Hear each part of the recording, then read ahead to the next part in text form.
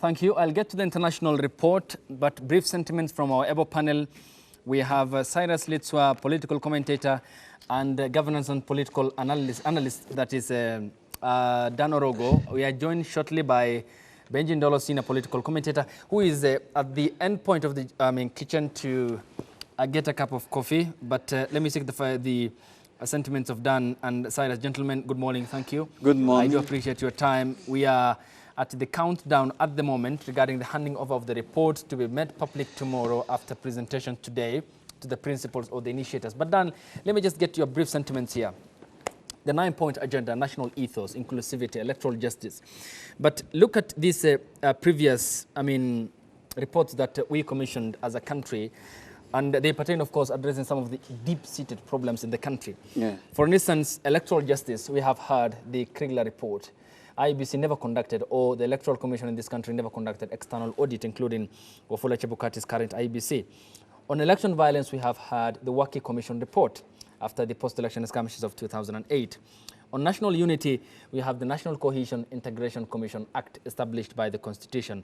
On historical injustices, we have the TJRC report. All these are very elaborate reports that have never been implemented in this country. Why do we need the BBI to set up or be the antidote to the country's political problems? Well, good morning. Good morning to our viewers. And I think you've captured the right mood this morning about the issue about the postponement of the truth. Mm-hmm. I always call it the postponement of the truth because these are detailed, and we can have some referral documents that are already, for the interest of Kenyans. Historically speaking, with the reports that you've made, even the Ndung report on land, mm-hmm. there is a number of commissions of inquiries, a number of, task forces dealing with the different issues that have been, different purposes that have been set forward to address different matters in this country. But we have not really found the truth. These reports still remain on shelves, gathering dust, but no implementation.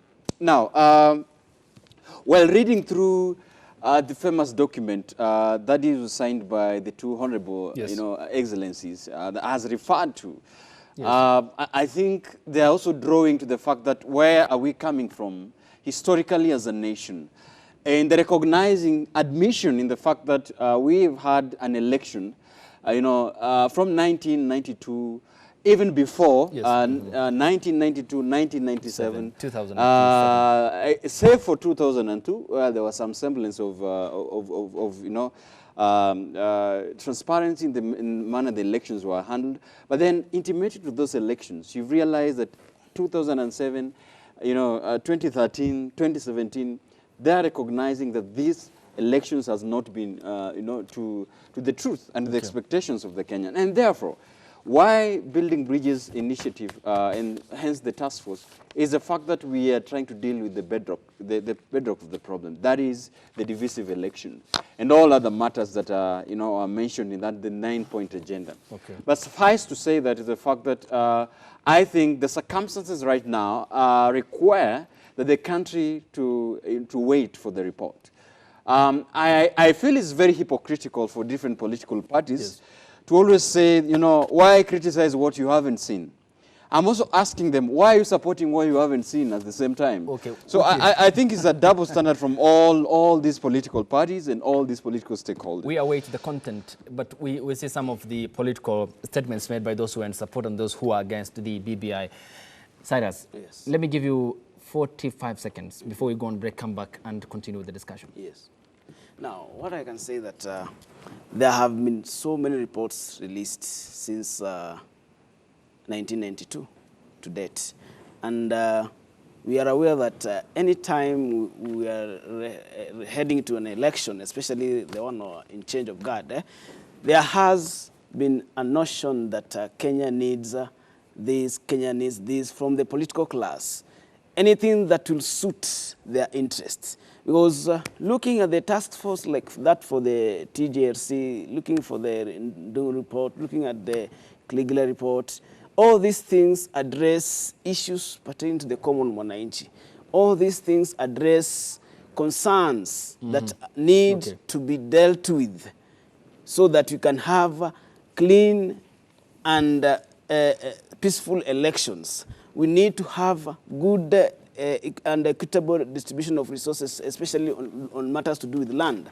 When we go to the Ndungu report, of which you have a conclusive report about it. There's a very conclusive report about it that needs to be implemented. But why is it that it is not implemented? You can say it's because it touches on the senior most people in the country, so it cannot be implemented. But anything that suits the interests of them, then it becomes a good thing for them. Like you see, it has been a speculation that the BBI will bring in the thing to do with the prime minister position.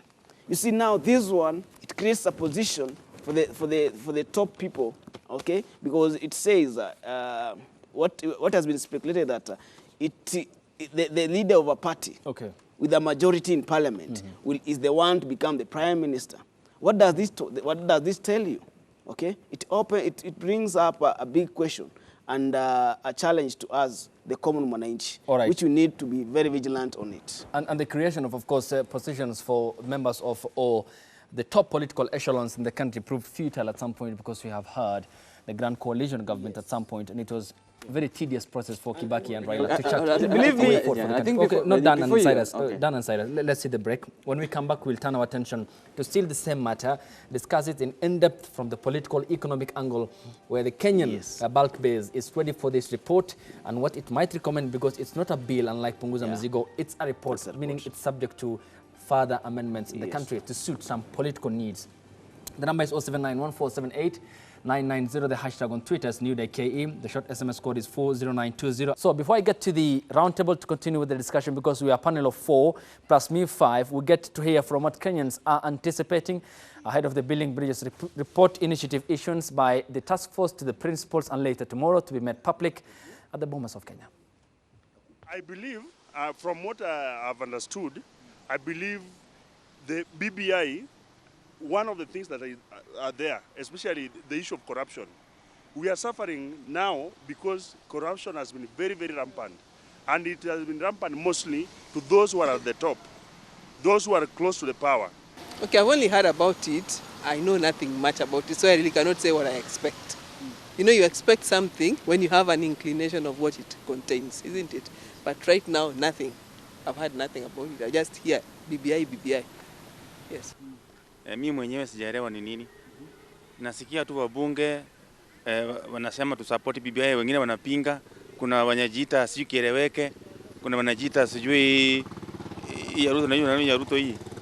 Tangatanga wanakubali, wanapinga, kieleweke wanakubali. Sasa hatuelewi. Sasa hii BBI ya watu ni watu ya parliament wenyewe ndio wanajua. Sisi wananchi wa chini hatujui. About BBI, what is that? What is that? Hawaangalia hata watu wa chini, hawaoni kama wale waliwapigia kura kama ni watu. Si waende waangalia kama wao watu walikufiwa huko nini, walisombwa na maji. Badala waanze kutuambia vitu za hai nini.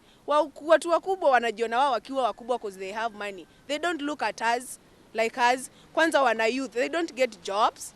Nataka sa Kenya ikuje like support my youths to create job. Give women a better chance in parliament,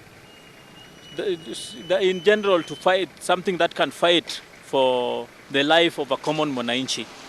Yeah.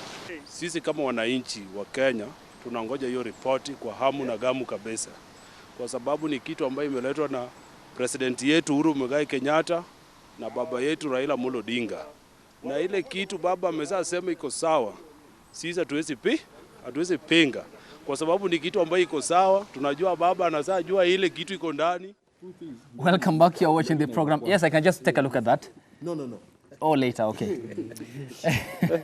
Welcome back. You're watching the program. Now we are full set, and Benjamin Dolo, senior political commentator, Victor Marende are joining us alongside Dan and Cyrus, who have been the alibars here in the studio and on the program for that matter. Earlier on, I pointed out a picture here that regards some of the earlier reports that we have heard in the country. And it's very pertinent that we need to witness or acknowledge the fact that one Kenyan who spoke in that Vox Pop did express, what is BBI? BBI ni nini? He said that literally it speaks to the echo chamber of Kenyans who are not concerned about this because they are hurt by the economy amid turbulent times. Coming to you, Benji, electoral justice, we have heard Kriegler report. Election violence, the Waki Commission report. National unity, the NCIC Act in the Constitution. Historical injustices, TJRC report continues to gather dust in Parliament after it was handed over in 2013. They all achieved relatively little outcome. What is the assurance that the BBI will set the country to the path of prosperity, both politically and economically? There's no assurance of anything. There's no assurance we'll be here tomorrow. I just noticed I forgot to wear my watch. There's no assurance of anything. And good morning to our viewers. What is BBI? We have a culture and a history in this country of not having the discipline, the necessary discipline to implement, to extract the most important information from reports, and to implement the same, both for constitutionalism as well as for the benefit of our people. I was just telling the panel off air, a tweet I saw from Wallace Kantai yesterday, talking about position, I think he works at the central bank now, he used to be at NTV, position they had for internships for 7 slots, and they got 23,000 applications. Internship. What kind of a country is that? And because these challenges are so huge, what leaders have done, and Kenyans as well, is they've just despaired. So they don't have ready answers for anything. They'll just sit there and look at you. They write papers upon papers. We have all the planning documents in the University of Nairobi for this city. We have something called a blueprint that was done a long time ago that Kidero tweaked, that is still being tweaked and looked at. We have no reports that we read. We have no plans to better the lives of Kenyans. It is just for politicians to survive, to come up with gimmicks. And right now, the game is town because we have a PA here that works for one of the senators. The game in town now is to fight Ruto. That's the game in town. But you know what? That's such a it's such a misplaced approach to governance and politics. It's true. That's a game in town. But you know what? The difference with him is he's up for it. He's up to the business.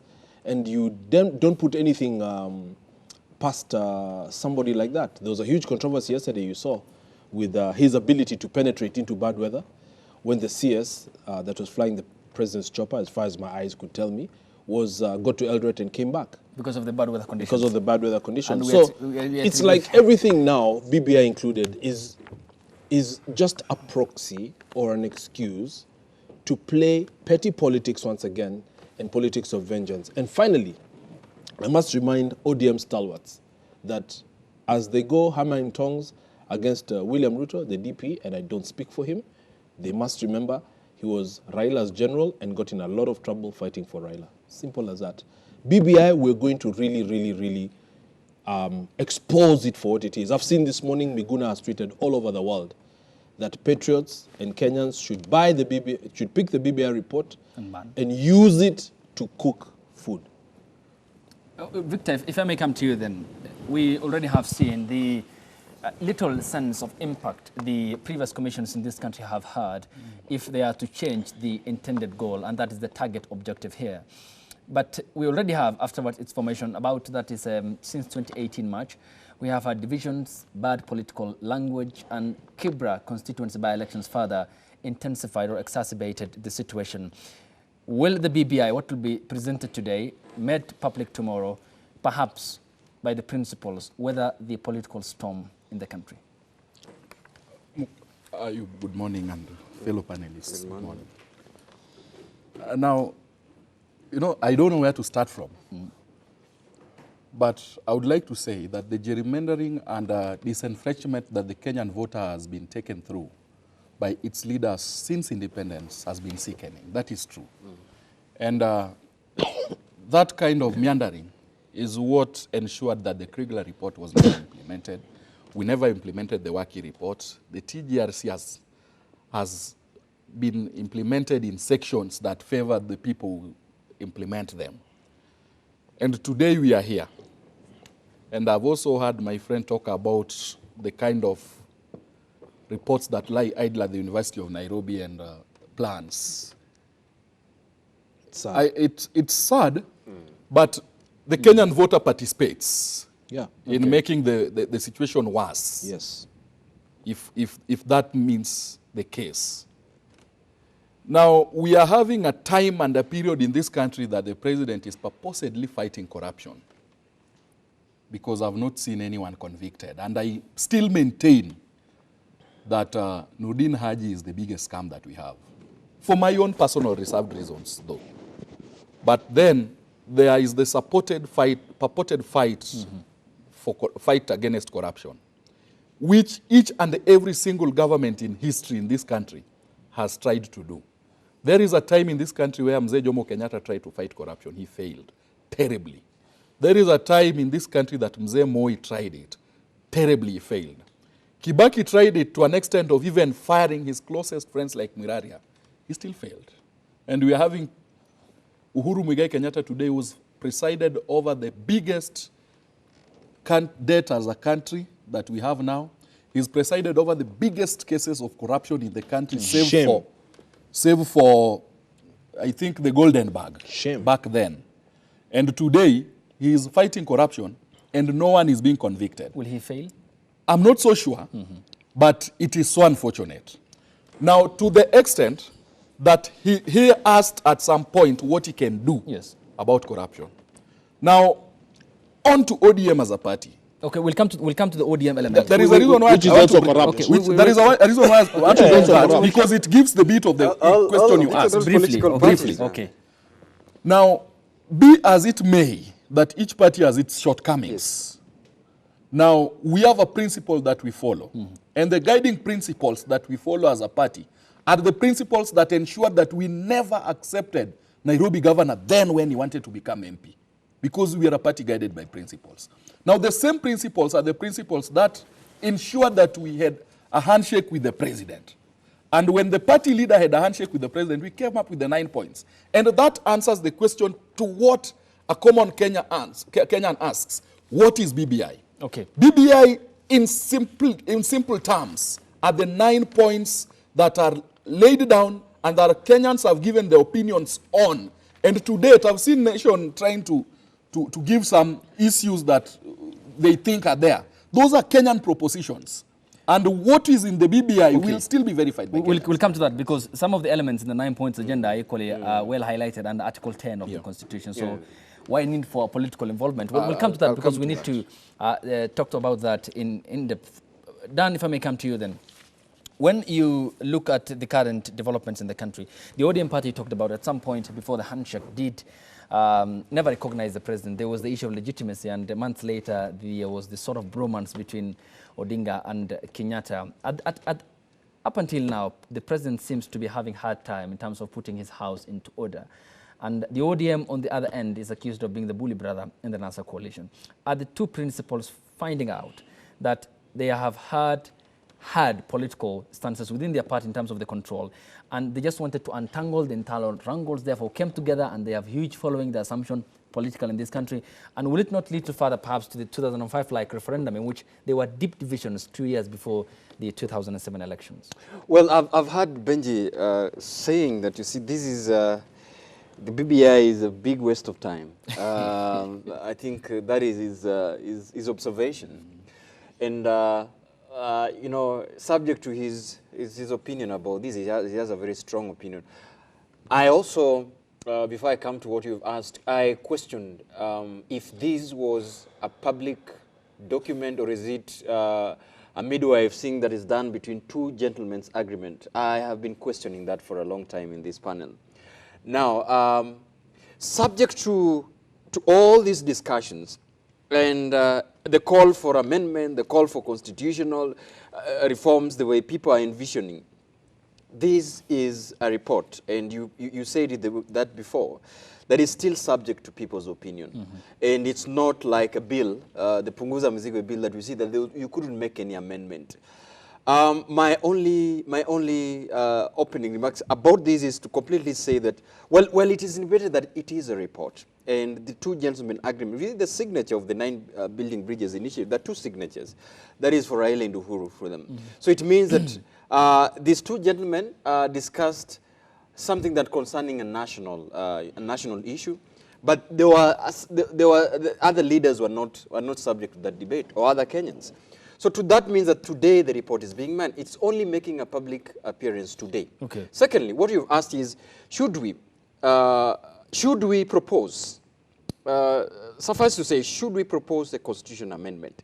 There are two ways to do it, of course, which I haven't seen. But if there's a proposition about any change of the constitution, and I have seen even the 9-point agenda, reading through the 9-point agenda and the content of what we are talking about today, if a constitutional amendment touches anything that deals with, the term for the presidency, the roles of the parliament, dealing with Article 10 on values and principles of good governance, that is subject to a constitutional, constitutional amendment. And this is a proposition that we've had a discussion. And if Kenyans are feeling that if BBI, though we haven't seen it, I keep on questioning, why do we think it's a waste of time? We haven't seen the propositions. Why do we think that we should... Why do you think it's not a waste of time? We should support it. Why do you think it's not a waste of time? I can answer why I think it's not a waste of time. I think in your view, Dan, it's not a waste of time. So there was need to have this gentleman's agreement. Okay. But for me as an individual, I think this is open to a national conversation. Any matter that deals with the interest of Kenyans, any matter that deals with the values and principles of governance, I think it should be given time and it should be subjected to a national discourse where each and every Kenyan should observe it. And Benji, I'm not opposing to, I am just saying subject to the decision for us, each and everybody made, I would like again to appease that all political players, you shouldn't put a discussion where within your blogger saying that a tsunami is coming and whoever is opposed to these recommendations is going to be swept. I think as a country, we are sinking below. And we should be opening this discussion for a national discourse, for every party to discuss it. My point is then that, Dan, before you go to Cyrus, my point is that even before the report is made public, handed over to the principals today, of course, tomorrow it will be made public. It might, in the end, be channeling to a referendum, as was the case in 2005, where we have seen deep divisions leading to Kibaki's disqualification of, dissolution of the cabinet, the likes of Raila and the company who have been swept by the Kibaki flood, leading to the formation of the ODM party. We have had the opposition to the BBI even before the report is handed over to the principals. Does it not further, accumulate more hostility in terms of what is going to be proposing? For instance, the faction that has been opposing this coming together ever since 2018 March. Well, I think you've seen the daggers already drawn. From what I saw you covered before we could join this panel. And you could actually see people have already taken a position. And this is why I am pleading with the political players and stakeholders and people who are having very informed opinion in this panel today. The coming in of the Building Bridges initiative, and this is why, for it now, we are all aware that a section of Jubilee, allied to Takatanga, has already taken a position about it. A section about the handshake, I've already taken a position therefore, about it. That is a curtain raiser. So this is a curtain raiser that we are going to have more opposition and extremist positions on this Building Bridges initiative. More opposition or more positions? Okay, more opposition to the Building Bridges initiative report. Yes, Cyrus? Actually, looking at the 9 points agenda, and also looking at the alignment of people based on their political benefits, we can say the people who say they don't support or support the BBI, they are aware of what is in the BBI itself. Because this, you see, for those who say we are support, you see they are from the fraction of the president and the fraction of the former prime minister. Okay, so these are people who are also preview to what is in the report. They know what they are supporting. When you see the deputy president come out, guns blazing, saying that I'm not supporting the BBI, then he has a tip of what the BBI has. Which might not play to his advantage. Which might not play to his advantage. And what we Kenyans, the common Kenyan, the common man, is the one who wants to know what is this these people are fighting for. Because there are already fights at the political class, at the top political class. There's already a fight that is already there. It has left many Kenyans with a question. And that's why the common man is asking, what is this BBI? Because it has raised issues, it has raised concern, it has raised interest, not only interests at heart. Therefore, when a Kenyan questions that, and perhaps is affected by the hard economic times in the country, Is it then perhaps, or does it look like an arrangement for the top echelons as a sense of elitism? Yes, and these things I've always said. This is a benefit for the elite. It is only there to suit the ones at the top. You see, when we talk of... that's a problem with Kenya, yes. And I don't know what we are referring to of inclusivity in the BBI report. I would like to understand actually the inclusivity of this. Is it inclusivity with the minor tribes in the country? Because when the major tribes take over the leadership, they only look at their people. And then they never look at the minor tribes. When they talk of inclusivity, where are the women? Because when you look at the Nation paper today, they are talking of scrapping off the women representative. Okay. Don't have the report. Okay. I'm just saying that is just I'm not opposing. Speculated. Yes, it is speculation. Okay, it is speculation, and you see, whatever is speculated is what might be there. Because let me tell you one thing. Did that then inform? Let me tell you one thing. Okay. You see, let me just look at it right now. Let's just, be very in line with the discussion here, because I just want to bring in some corroboration here. Yes. We yesterday saw women leaders who addressed the press in Intercon, Nairobi. Yes. And they were from both ends, Inua Mama and Embrace. Does that inform perhaps having a leak of what the report and that might is where contain? I was going. Yesterday, they held a press conference. The other time, after the handshake, there was what we call Embrace, and there's what we call Inua Mama. Okay? These people this one was saying we are supporting the handshake and the BBI. These ones were saying we are supporting the hustlers, supporting the common mwananchi. Okay? But what has made them come together after the day to handing over of the reports? What has made them come together? They have realized there's a problem. And that's why I say those people who are close to these leaders are aware of what is in the report. Okay, which means that there is no security regarding what might be today contained in that report. There is no security. Let me give you 30 seconds before we go on break, come back, release Dan, and continue with the discussion. You know, Dan said something here, and Benji is in support, that this BBI report is nonsensical. And I heard Dan trying to tell him how it shouldn't be rubbished immediately. And that is the kind of gerrymandering that I was talking about. Because since the handshake, we've had two things happening. There has been politics in the BBI and handshake. And then there are the issues that bring the handshake and the BBI together. Now, the issues are the 9 points that we are talking about that concern the common Kenyan and that the Kenyan should know. That are equally constitutional. Yes.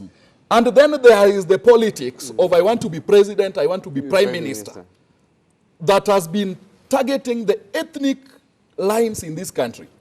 And however much devolution is a very good thing, Ayub, I want Kenyans to realize that devolution has sharpened the tribal end in this country. That when you come from Siaya, you must be purely Luo.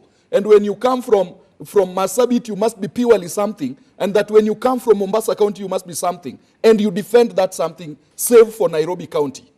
So I think there is a way in which, as we touch on this report, let's give Kenyans the real issues behind the handshake and not the politics behind the handshake, please. Okay, the issues. So, gentlemen, let's get the break. When we come back, we are seeing off Dan. He is committed elsewhere. We'll continue with the discussion, and we'll locally be getting that discussion from the end of the economic perspective, because many Kenyans are concerned as to what's contained in a few seconds. No problem. Go ahead, please. It's called party shot. Well, I think I would want to urge the Kenyans to take time. The report is being released tomorrow, I think. It will be important for Kenyans and other leaders to take time to read through this report. And just like the president said, I think in Sagana, that if you are making a decision about either supporting it or opposing it, make sure you take that decision out of an informed opinion. Not through the political gerrymandering, the way they have said, but through an informed choice. Because this is now, I think, is more of official launch of 2022 politics. And it will be important that it is out of informed decision from Kenya. The number is 0791478990. The hashtag on Twitter is NewDayKE. The short SMS code is 40920. Benji, let me come to you. Thank you. Because I want to address it from the perspective of the political end first, before we go to the economic end, because we actually need to be putting into perspective the numbers and what Kenyans need to pay back by September 2020. 1.2 trillion Kenya shillings owed to domestic lenders. But first, in a sneak political surface that continues to see politicians fall and a sense of camouflage that we have seen, will this report perhaps be the remedy point of the political problem in this country? Because the other reports that we have heard previously have failed to address, or was it basically maybe perhaps lack of implementation? At the same time, when you look at some of the highlighted or outlined 9-point agendas, they're equally constitutional when you go to Article 10 of the 2010 Constitution. Yes. So by coming together with the two principles, was it that we need to politicize or individualize aspects that need to set the tone for this country, or one that will be for posterity when it comes to setting the country to the path of not only political but economic prosperity?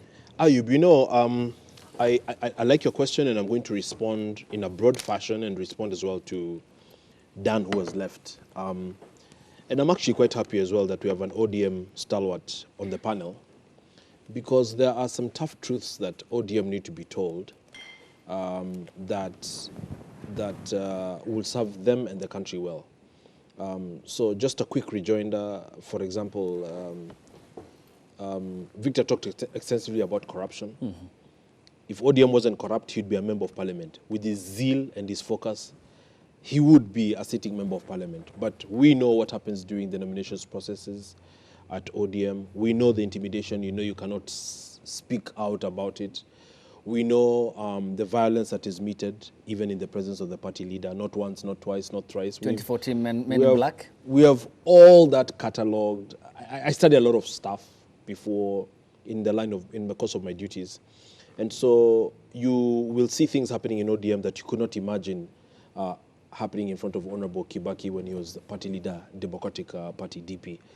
Having said that, we've got very serious concerns about why BBI is misguided. I'm told the project cost maybe around 10 billion shillings. Yeah. Now, this is a process that had no legal framework. This is a country that we've talked about here. Young people have no food. Young people have no shelter. These things are guaranteed in this constitution. They are constitutional guarantees. And Raila, having presided over Kibra for over 2 decades, does he look like the kind of leader that poverty bothers him? Does he look like the kind of leader who is up in arms that my people cannot live in Soweto or in Kibra in that kind of fashion when I'm their leader, etc.? These are the facts of the matter, Ayub. And as we talk about whether people will read BBI or not, if you go to electoral justice, electoral malpractice, you have the Kriegler report. If you go to historical injustices, right from the Northern Frontier District, where there was a massacre in 1983, you have the TJRC report. When you talk about the need for reparations and what have you, still within the TJRC report. When you talk about skewed allocation and wrongful allocation of land, large tracts of land, hundreds of thousands of acres for a lot of the elite, you have the Dungu land report. When you talk about the violence that comes after elections, post-election violence, you have the Waki report. Victor talked about extensive, unprecedented corruption. You have the Auditor General reports. All the president needed to do, and I've told his people, first-hand account is witness. just use the Auditor General's report, nothing else. Actually, from about when I started paying attention to the Auditor General's report was about 2013. If the president worked hand in hand with the Auditor General, Edward Ouko, who's a world-renowned professional, sitting in all these different institutions, IMF, World Bank, etc., presiding over very advanced governance structures, we wouldn't be in this situation where you're talking about 1.2 trillion to be paid back. How will this money be paid back? So it disappoints me that you have political activists asking Kenyans to read the BBI report, but they've never asked Kenyans to read the Constitution. This Constitution here that Victor is pretending to thumb through, this Constitution has got very, very, very, very excellent ideals. We talked here on this show yesterday about Article 3.1 that gives the powers to any citizen to uphold and defend this Constitution when Duale is mutilating it in Parliament. We talked about that. We talked about the fact that Article 46 protects consumers. It requires subsidiary legislation that has not been operationalized by the National Assembly because they're busy chasing tenders, they're busy awarding themselves allowances. And in that whole matrix, ODM MPs are also there. They're the minority in the House, but there are many of them. So I must commend ODM for being, and I've supported them for a long time, to the chagrin of the other side. Okay. For being the largest party in Kenya. And in existence for a while now. And in existence for a while, but just hopelessly disorganized always. And so maybe finally, as my parting shot, Ayub, as I wrap up my comments here, is to ask you to think through why America did not have a handshake. Because as a matter of fact, Hillary Clinton garnered more votes, vote to vote. If it were not for the Electoral College. It was the Electoral College that limited her. She gathered more votes, number one. Donald Trump. And number two, Russia actually hacked and tilted and gave the election to Trump for their own geopolitical interests. That's a determined, investigated fact. Not investigated by IABC in Kenya. That is FBI, CIA, the works. Conclusively. Okay. Yet there was no handshake. Is it that Africans are more delicate and children of a lesser God? Well, perhaps again, let me take that or turn it around to Sarah said, because there is a lot also equally to the political developments in Washington, in Capitol Hill, with regards to the impeachment of Donald Trump. Yes. Because the U.S. ambassador to the EU, Gordon Sondland, said that there was quid pro quo regarding the phone call conversation between Trump and Zelensky. And why I asked you is that's the answer, actually, Ayub. And it is an institution that said that Trump did so, and state officials, the military officials. And all those are appointees, some of them in uniform. Yes. And they said they're willing to do that, to testify in front of the House of Representatives, like Intelligence Committee for the best of like the country. Colonel Vinman, and we talked about it on this show. He listened in on the call, left the call, he was outraged, went to his boss, and he said, are you kidding me? What is the president talking about? What is he trying to do? And from there went to his other boss as well. This is why they were testifying in open... Yes, the House of Representatives Intelligence Committee. And House Speaker Nancy Pelosi did say that there was enough But no evidence. Constitutional amendment and no BBI kind of stuff. We must mature. But though Donald Trump is banking on the Senate support... I'll have to answer. Okay, no problem. Yeah, you can answer. You can answer the whole day. Well, no problem. But Mr. Trump is banking on the Senate support where he has the majority of the Senate Republicans. But that is a subject of an expansive topic regarding how he has managed the White House ever since January 2017. Cyrus. Yes. He did mention an important element here regarding why they never had handshake, despite the deep divisions political in that country. Trump accused for nationalism, the rise of the KKK, the increase in gun violence in the United States of America, how he managed to ensure that there was no regulation on the guns in America, because that again is profitable company, not only to the Americans, but equally to the outside world.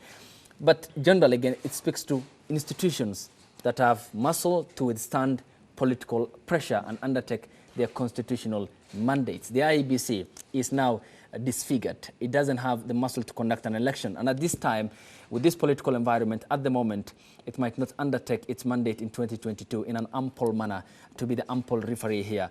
When you go to the other aspect of the Supreme Court, because of the decision that it made, it's facing budget cuts. Yes.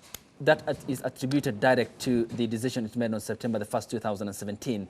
You look at the other independent institutions in this country that when they undertake their mandate constitutionally as is required, then they are fought by the executive and piled of exogenous pressure in that way. Are we incapacitating our own institutions that ought to be driving, because countries are built by institutions, not individuals?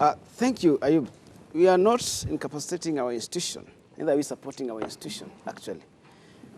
Simply because when you look at the trends you're having in this country, I can first of all look at what Masinde Muliro advised us on getting leadership from the white man. He advised us to be, first of all, learn more before we take the leadership in the 1963. His view was that we take leadership in 1966, but the people who are greedy in leading the country, without knowing how we are going to lead the country, without understanding the concept of leadership, saw him like is delaying us to get this self-governance. Self-governance did not only mean that we get out the white man from the leadership, but it meant that we need to distribute equitable resources to our common people, which has never happened to date. We have evidence that there are people having large chunks of land for their own purposes. We have people who are only controlling the borrowed money that we Kenyans need to pay as a debt that goes to individuals' pockets. These are some of the things okay, that we need. I'll pause you. Let's pick this call from Lucas, who is calling us from Taita Taveta. Good morning, Lucas. Habari nzuri. Habari ya asubuhi. Safi kabisa. Uko mzima? Mzima kama kitu. Okay, basi tunajadili mambo ya BBI. Maoni yako ni yapi? Ni kwamba kama BBI report ambayo imezungukia Wakenya wote kwa kutaka kuunganisha kwa Kenya. Okay. Vile ambavyo wangeweza kutawalwa. Mtu mwingine anataka kusema ripoti wakati maoni yalikuwa ameshatolewa na watu wengi wote, basi angalia kwamba hii ripoti ni aina gani. Alafu ndio sasa haje kusema kwa nini hakuongea yake, sababu maoni yake yapo hivi ni kwamba wala ule ambao Wakenya wameamua watawalwe. Na hiyo ni mtu mwingine ajitokeze aanze kupiga makelele huku na wananchi wa Kenya si ati ametoka London ama Tanzania ama Uganda. Okay. Alafu anaanza kupiga hiyo sio report ila ya Wakenya wote ndio wametoa maoni. Kuna maana ya kwamba Wakenya watawalwe utawala ambao wamechagua. Okay. Na hata mimi ninaona ya kwamba hii report kwa maoni yangu itumike kama ambayo ndio watawalwe kabisa na watu wapange hii tumeshatumia pesa mingi hapa au kama yake haionyeshi kabisa yote. Okay. Thank you. Asante sana. That's Lucas who is calling from Taita Taveta. We do thank you for your contribution to the program. Yes, Cyrus, go ahead, please. Yeah. Looking at that, we took the self-governance without knowing how we need to govern ourselves, but for people's interest. When we talk of devolution and I'm always on this thing of inclusivity, when you look at the counties, how have they managed the funds that are given? How do they manage the funds that they collect from the common man down there? Okay? There's a lot of misappropriation of funds and big corruption in county governments. And it goes back squarely to the political parties. Okay, can I again pause you, get this comment from our able panel at home again. This one is John from Bungoma County. Yes, good morning, John. Oh, Bushiere Abdi. Bushiere. Oh. Mr. Director, if you can get probably speaker's volume. Yes. Unajua kusema Bushiere ni kama kusema good morning au habari ya asubuhi. Hiyo ndio translation yake. Tuko wazima kabisa. Habari ya Bungoma? Bungoma ni kuzuri, mvua ndio nyingi ndugu zanguni. Tunashukuru Mungu kwa hiyo. Sawa, na ni kazi ya Mwenyezi Mungu. Wote tumwachia afanye kazi yake. Wacha niseme namna hivi. BBI. Okay. BBI. Tunaingojea itoke. Na wana maoni, tunatoa maoni. Ningeomba kwanza wale maafisa wa BBI wasikilize maoni kwanza, hii maoni ambayo sisi tunatoa na ile wameandika ndio iweze kuwa mzuri. Okay. Wacha niseme namna hivi. Angalia wewe Abdi, my friend Abdi, angalia hii county ya Nairobi. Angalia county ya Nairobi. Mimi ninatoa mapendekezo yangu na ninaomba maafisa wa BBI wasikie. County ya Nairobi inapaswa kuwa sio county tena ambayo inaongozwa na governor, MCA, MPs wako pale, MCA, county rep. Hiyo county yapaswa kubadilishwa na kuwa ni himaya ya serikali kuu ambayo itakuwa madarakani, ambayo iko madarakani. Okay. Hapo tutapendelea kabisa. Na jambo wakifanya namna hiyo, na hizi kaunti zingine zibakie kuongozwa na magavana, lakini kaunti ya Nairobi ipaswe kuongozwa na magavana, iwe tu ni himaya ya serikali. Ninaomba pendekezo hilo litekelezwe. Jambo la pili nataka kusema namna hii bwana Abdi. Hii Jubilee Tangatanga, hii tunaona Jubilee Tangatanga. Pindi tu ripoti hii itakapotolewa, basi hakuna njia nyingine, ni kutafuta mwelekeo mpya, ni kutafuta siasa mpya, ni kutafuta mwegemeo mpya. Na tunalingojea sana. Hiyo ndio furaha yangu sana kwa hiyo ripoti ikikuja. Na jambo la pili, la tatu na la mwisho kabisa ni wanasiasa wawache kupeleka watu mbio bwana. Watupatie nafasi sisi ile katiba tuisome, tuielewe, tuone ni nini iliyo ndani mzuri, tuone ni nini iliyo mbaya ndani, tuitoe. Sio kwa kusema kama vile tulifananisha ile ya 2010 pale watu walikuwa wakipiga tu kura kwa sababu amemuona kiongozi fulani amewaambia. Shukrani kwa kunisikiliza Bwana Abdi na wote walionisikiliza asubuhi ya leo. Asante sana. Thank you so much, John, calling us from Bungoma County. We do appreciate your time. Yes, Cyrus, finish up, please, before I come to Victor. Yeah, looking at the massive corruption that has happened in the counties, which has deprived the common mwananchi their share of development. Right now, we can say devolution was a good thing, but the people elected to spearhead the devolution have failed us. So what are we going to look at when the BBI report comes out? Because one of the tenets in the BBI is about devolution. Yes. What are we going to expect as the common Kenyans of the devolution? What is it going to benefit us henceforth? Okay? Because as much as we are championing for the larger amount of money to be channeled to the counties, let us first of all ask our question: how is our money managed? How are we going to ensure that those people who mismanage our monies are severely taken to or are severely punished? Because one thing, the people do corruption, then they run away with it. Okay. They take money, they run away with it. So what are we going to do? And we have 15 trillion Kenya shillings stashed outside the country that can run this country for 5 financial years without a single penny in terms of tax. Look at Busia County. Look at even Bungoma County. Look Nairobi at even County. the counties, let me say, the western counties where I come from. There's no tangible development for a common man that we can be proud of. Why are you avoiding Homa Bay? Okay?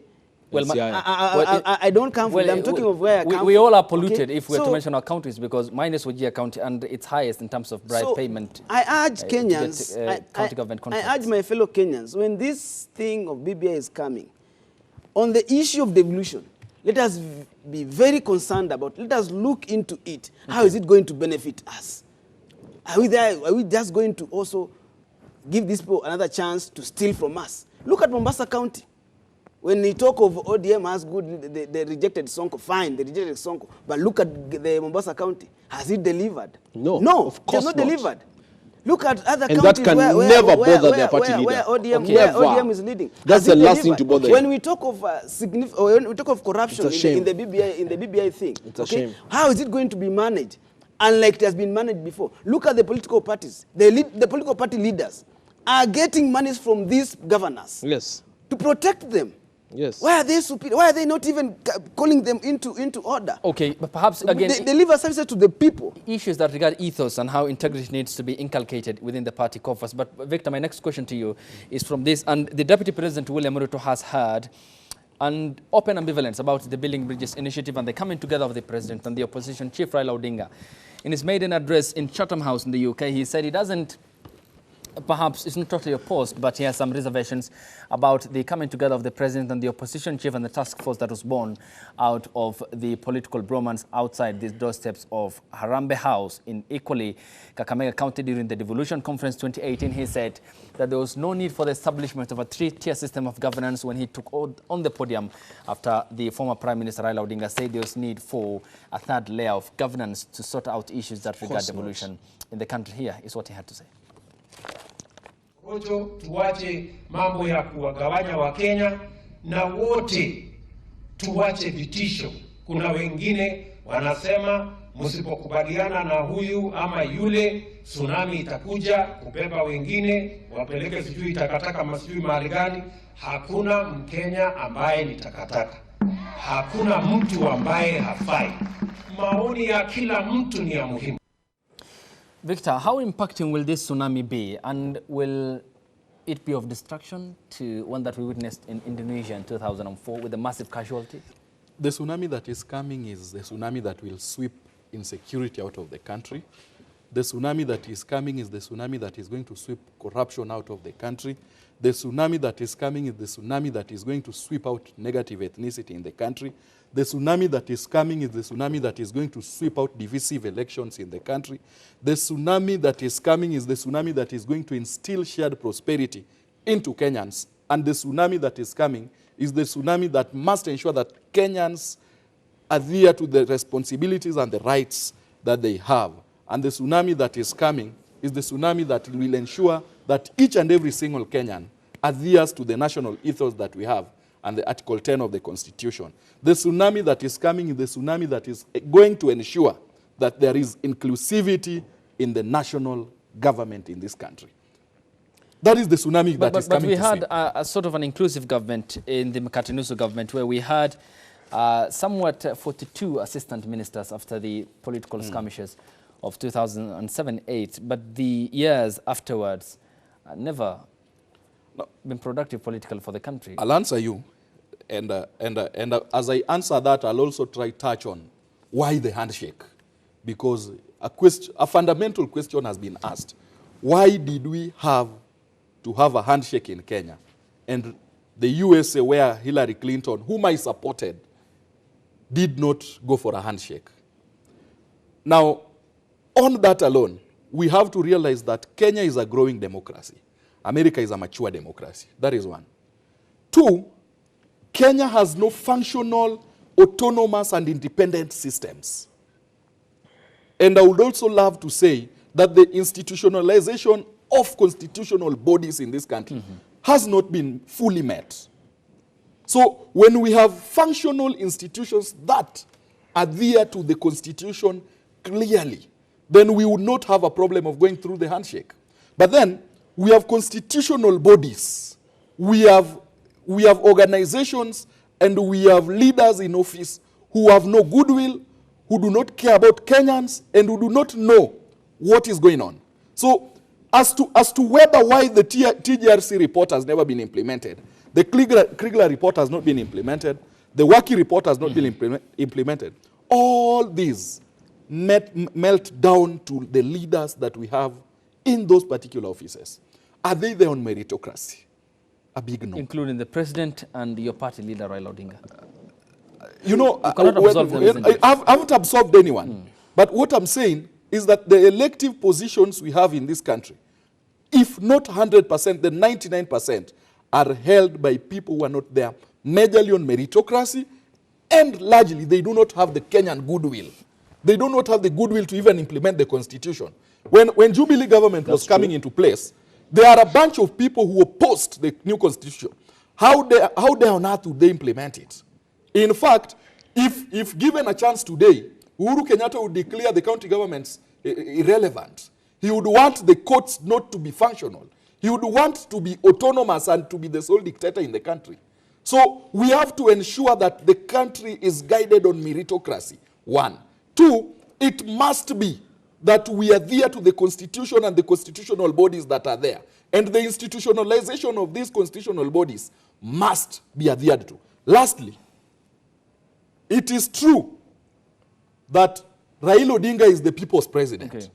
It is true that Uhuru Kenyatta is the president of Kenya. Can I just pause you? We'll need to pick a call from our panel at home.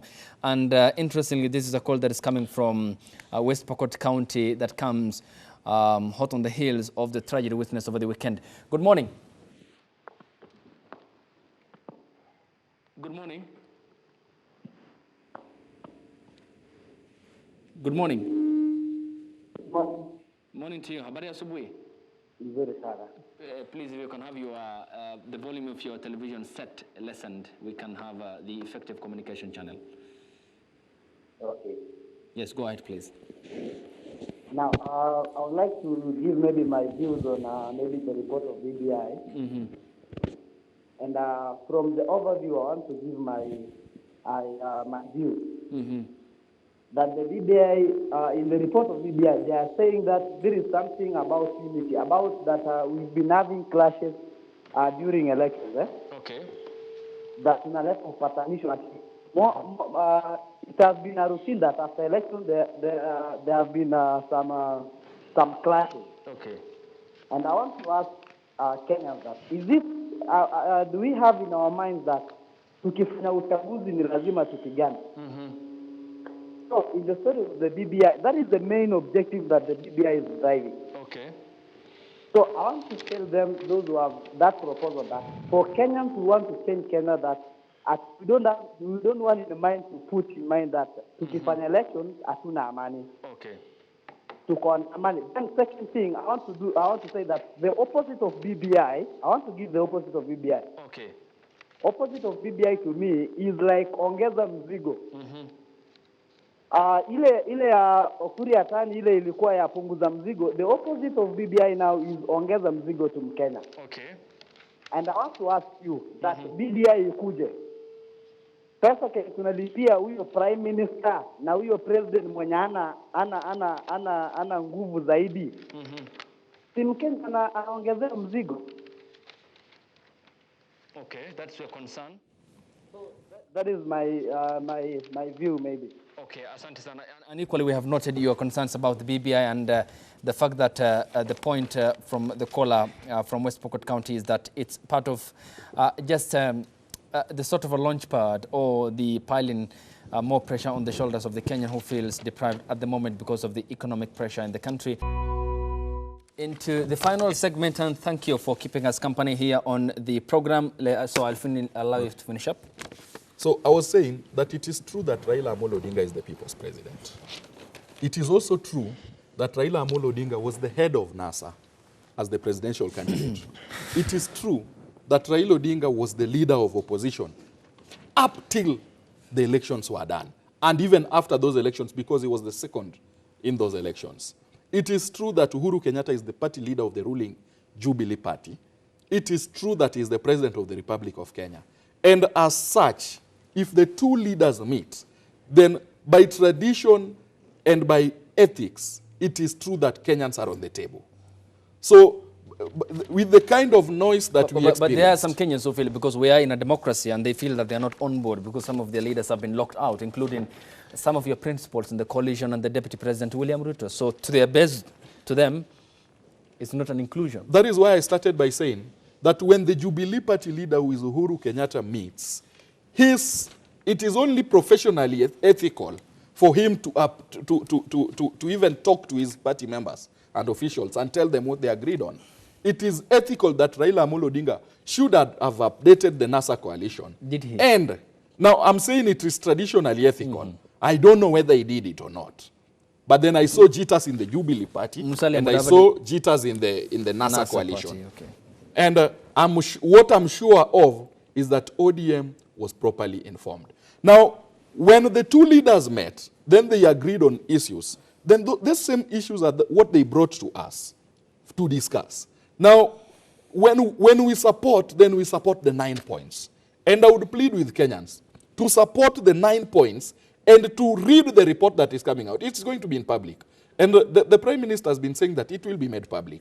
The President said, we'll bring it public. So I think that is what we need to adhere to. We need to wait. And we need to know, Benji, that the President has powers to form select committees.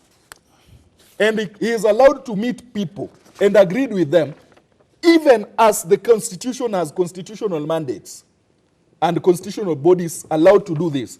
The President is allowed to form an advisory and a committee out of that advisory. But is it legally anchored in law? It's there. The President is allowed to form advisories. He has a budget on of his own to do that.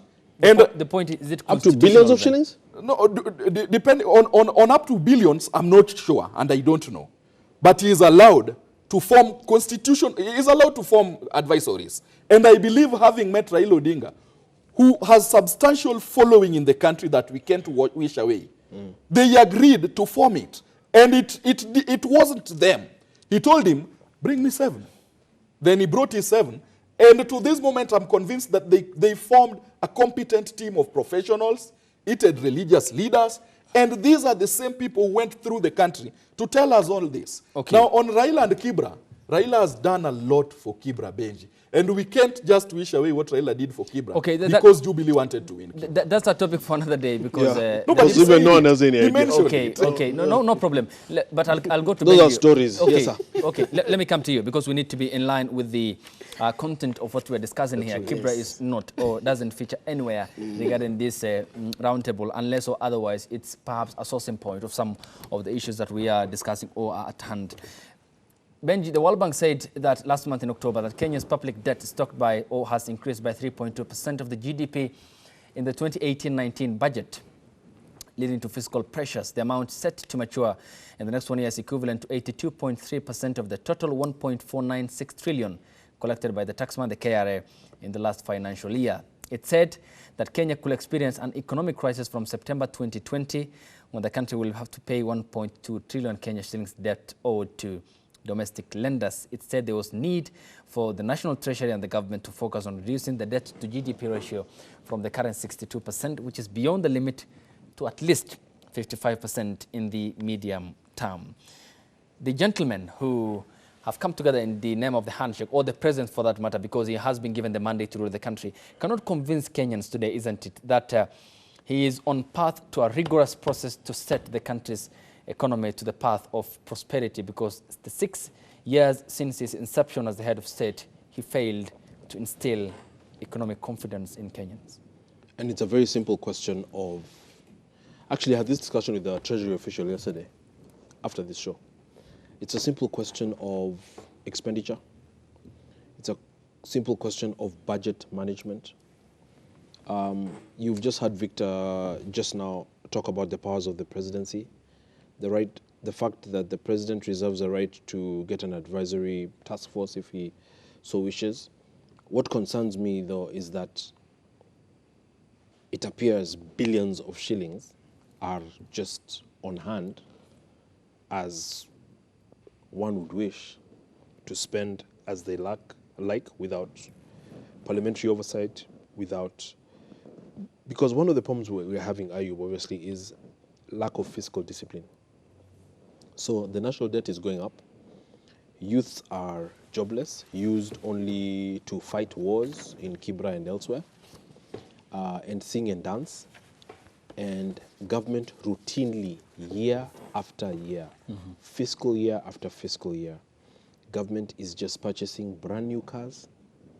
Fuel guzzlers, to be specific. Fuel guzzlers, to be specific. 4,500 cc and above. The president is the former finance minister who put in place... The Volkswagen. But even the Volkswagen Passat was controversial for reasons I don't want to state on air. But, you know, he put in, you know, fiscal measures for fiscal conservatism, you know, to spend less.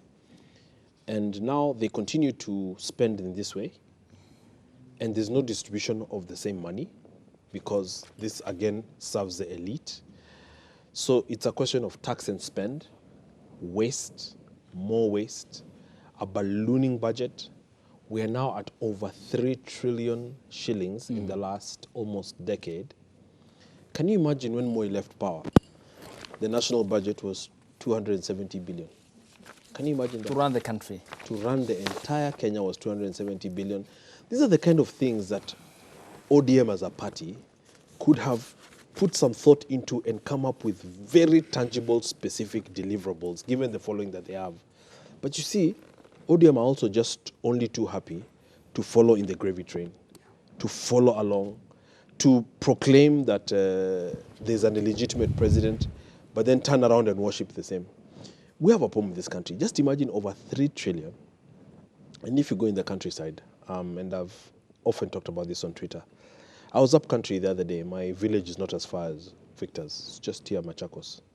And one of the workers told me, because I like to talk to wananchi, unajua hii pesa mpya hatujaiona.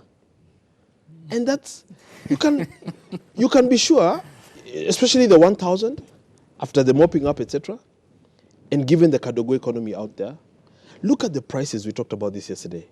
Look at the prices of such things as pyrethrum, coffee, milk, tea, etc. People are literally not making money. So, you have no distribution, but you have at the top very serious expenditure and a budget so huge, and most of it driven by borrowing. So you're borrowing and stealing the same. Does it perhaps explain? And it's Raila who told us. Okay. It's Raila who told us that Jubilee are overstealing, and everybody listened to him, including Jubilee. They are overstealing, that they are liars, they are thieves, many, many things he said. And I know he was in his right mind because these things were not said at night. They were in public, well-researched at midday. But now, you know, I just think the whole BBI thing was misguided. I think they were onto something, but I don't know. We've got very serious challenges. Does it perhaps explain, before I come to Cyrus, that the current CS, Ukuru Yatani, is revising the budget 2019-2020? More or less the concerns expressed by the World Bank and the IMF that we are living beyond our means. Yeah. And CS, that's Henry Rotich, is facing allegations of corruption as we speak now because of presiding over what many say is an incompetent national treasury that failed to set the country to economic prosperity. And Ayub, you know, this is the other thing. You know, we talked about this at the beginning of the show. Because sometimes Africans just baffle my mind. Eh? Why would it take my neighbor to come and advise me on how I should live? Why should your neighbor have to come and tell you, Ayub, if you continue in this way, you will not be able to educate your child? So in other words, we have failed. Of course, that is beyond failure. The IMF should be advising us that we can take on more money and do more. I like the language that President Magufuli used the other day. He said, I looked at this proposal by the Chinese, only a crazy person will sign this. Na sitaweka kidole kwa hiyo. Na sitaki. Because, you know, governance is not... You know, we talked about this once again yesterday. One of the problems we have in this country, and I see it a lot in ODM, I'm sorry, is this belief that politics is a game of numbers, is about gimmicks and tricks. You know, Benji believes that when the problems in ODM are what affects the government. Because if you want to blame ODM for believing in numbers, it is Jubilee who talked about the tyranny of numbers. Why would you blame ODM for every single mistake that the Jubilee government has presided over for the last 6 years? It's not about Jubilee per se. You know, when it comes to borrowing, understand guided. When Raila talked about the debt, the public debt that we had, when he talked about the public corruption that was going on, we realized that the looting was true. The public debt was ballooning. And when he came into the handshake, those are points that have been highlighted. Ayub, let me just answer him in one sentence. Let me answer him in one sentence, because for me, I like to talk philosophical, but a lot of these bloggers and activists just want to descend into name-calling and fights and all of this. You see, the Bible says, to whom much is given, much is expected. Yes. If you want to understand who Raila is and how you could classify his political tenure as failed, just imagine that it is presumed, logically and reasonably, that Raila won the 2007 election. But let's assume he didn't win. Can you imagine the president had 46 members of parliament when Raila had 101? It's speechless. Raila had 101 members of parliament against the president's 46 members of parliament. I wish I could have been in for 2 days and I show you what leadership is. We are not really sure with that kind of mandate what he really delivered even as prime minister. Okay. That's the reality. Cyrus, if it's painful, but it's a fact. Okay. We did a lot. Okay. Let me it's painful, but it's a fact. I was there. So let's come to Cyrus for fairness and time division here, because he equally needs to voice in his response. And I think even, I think even after Kibaki pulled in Kalonzo and all these different guys, I think it now came to like 60, because Kalonzo brought 17 MPs. Yes. If that. Now the president was somewhere around 68 MPs. Yeah. God have mercy. Okay, Cyrus, it's very interesting, isn't it, when you go through or look at the economic jargon in this country. And what the government has done is to sort out loans from those who impose the least conditions. Yes. For instance, the Chinese. And that perhaps might explain the reason as to why you have been running away from the IMF and the World Bank, because of the stricter regulations that we cannot give you this amount because it will lead you to perhaps sort of a ballooning wage bill and you will not be able to pay back this on time, therefore unnecessary economic pressure.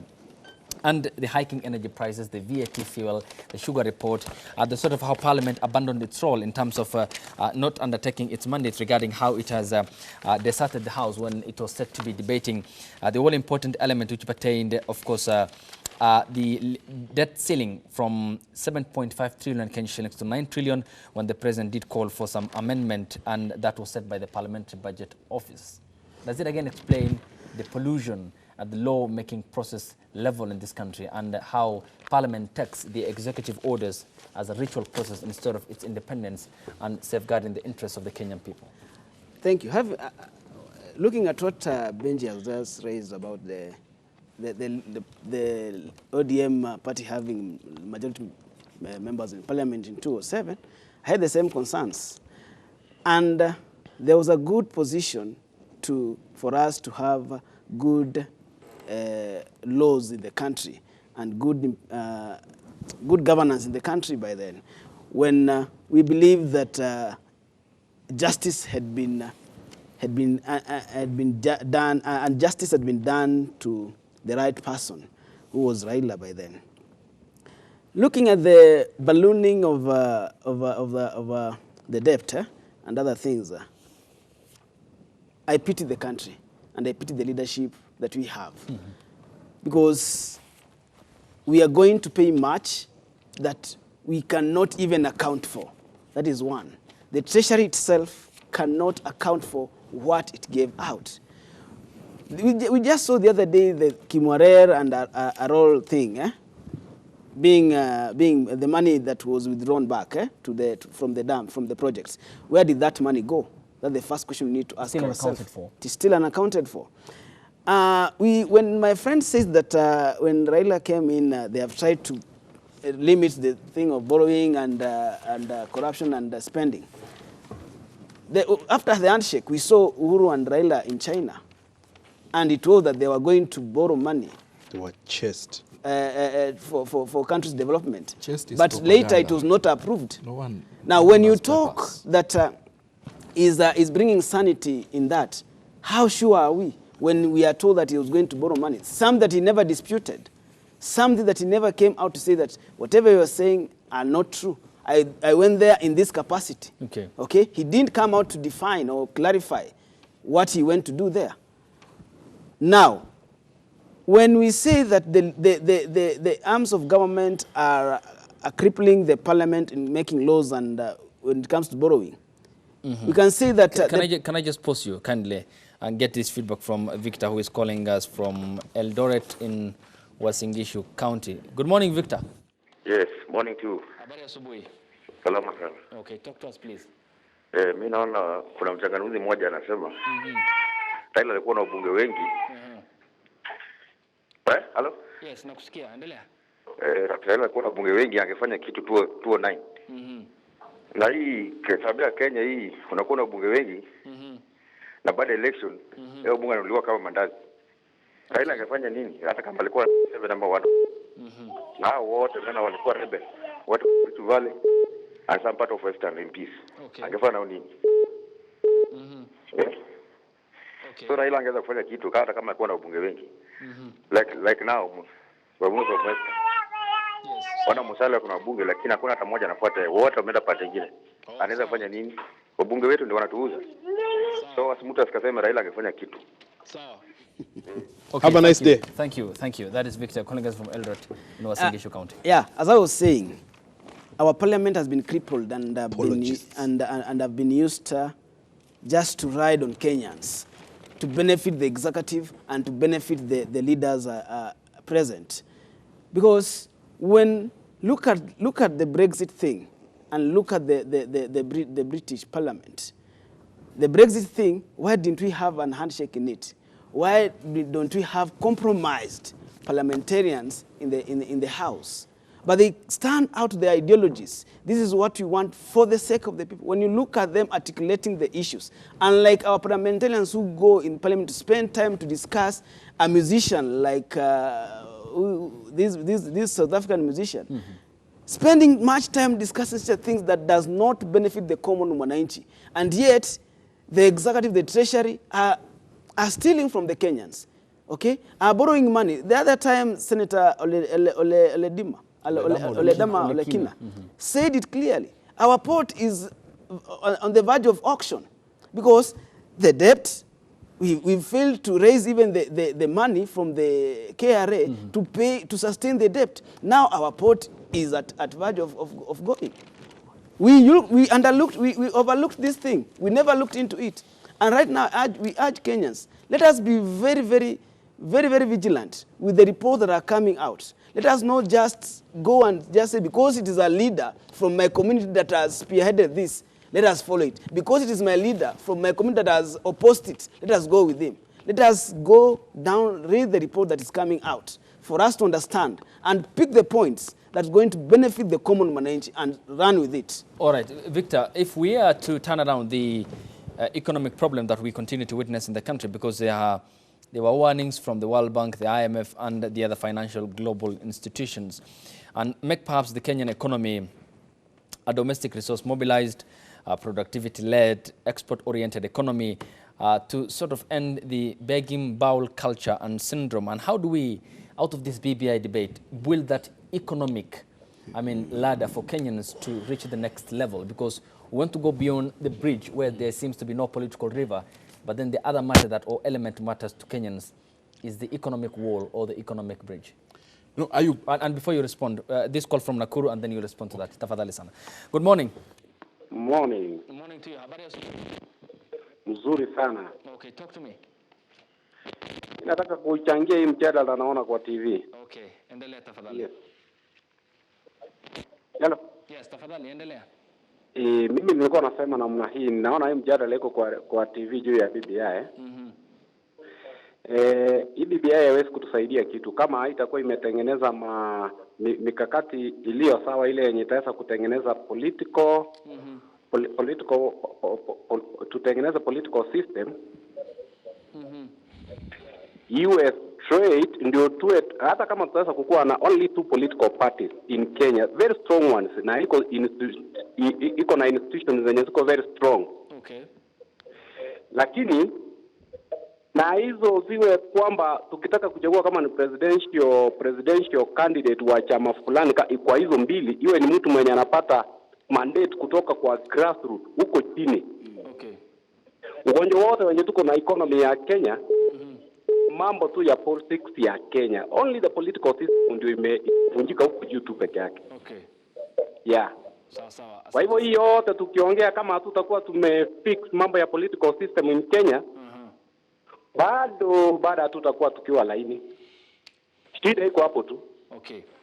Yes. Asante sana. Thank you so much for calling us from Nakuru County. We do appreciate your call. So you respond to it as to, of course, what pertains how to fix the pilferage and fix the economy and graft for that matter.